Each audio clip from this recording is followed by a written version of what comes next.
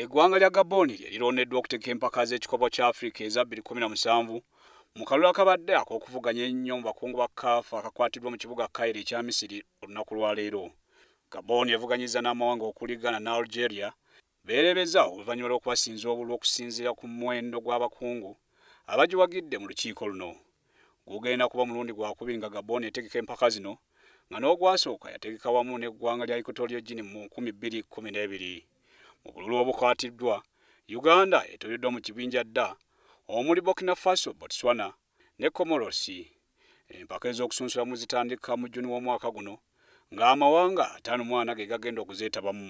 Gabon yakuyambisa ebisaawe 4 ebiri mu bibuga Libreville ne Franceville bwe baategekera empaka za 2012. Omuwanguzi mu mpaka z'ekikopo kya Africa 2017 waakukiika mu mpaka za FIFA Confederation Cup ez'okuyingira Russia mu mwaka gwe gumu. Frank Sergo, WSTV, Kampala.